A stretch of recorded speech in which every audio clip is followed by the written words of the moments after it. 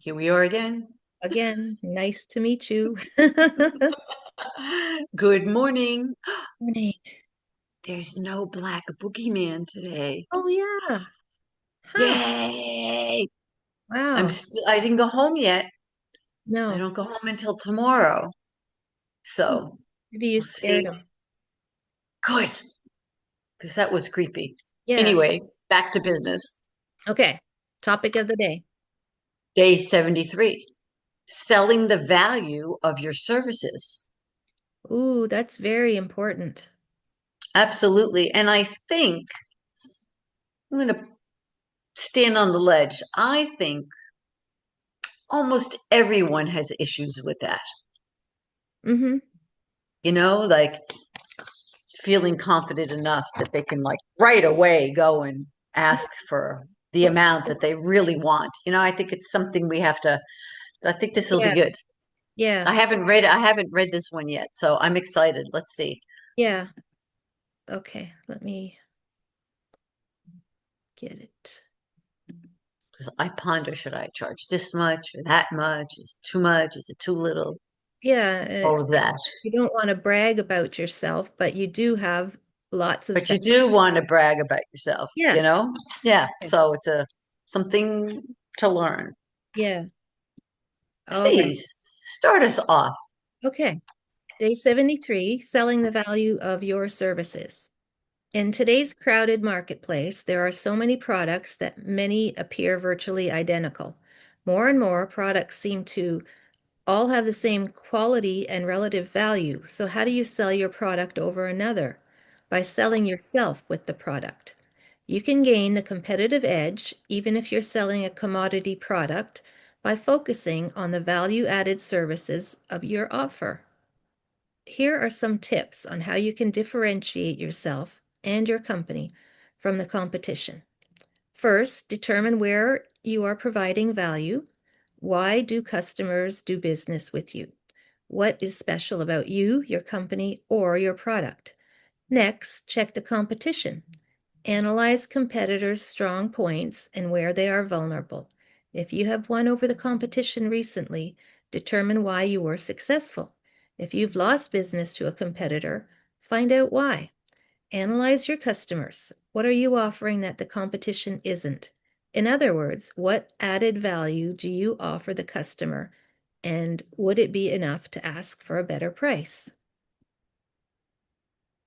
Good questions. Determine where you are different and better. Use this information to your advantage in presentations and proposals. Get testimonial letters showing letters of approval from customers helps prove that you are better than your competition. Include copies with proposals. Create a win-win deal. If customers want cheap solutions to short-term problems, help them focus on the long-term advantages of doing business with you. Ask to see proposals from price-cutting competitors. The customer may not realize what's not included. Look for missing items such as training, sales and tech support, and other differentiating components. One word of caution, however, customers are smarter than ever, and they've heard it all before. Let them know that you are genuinely interested in helping them solve their problems. I think that is key.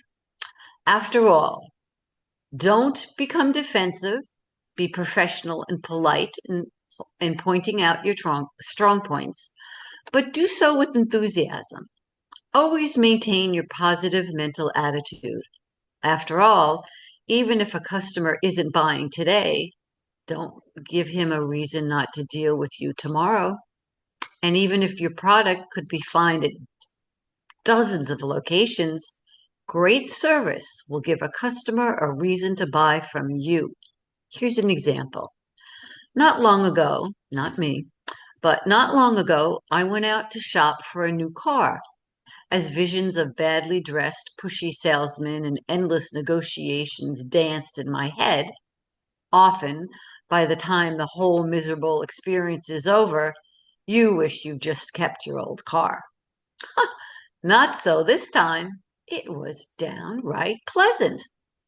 When I entered the dealership, the salesman introduced himself, gave me his card, told me that he had been the top salesman of the dealership for years, which meant nothing to me. I couldn't have cared less. Then I saw a car that I really like, and he asked me if I wanted to drive it and said, "No, I'm not ready to buy yet. I'm just shopping." He said, "No hurry.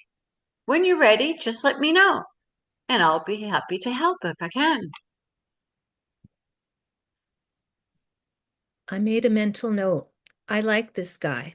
A few weeks later, I went back and I asked for him. I told him I was ready to buy a car and was interested in what kind of deal he could make. He asked for a minimal amount of information, arranged for the appraiser to look at the car I was trading in, and worked out the numbers.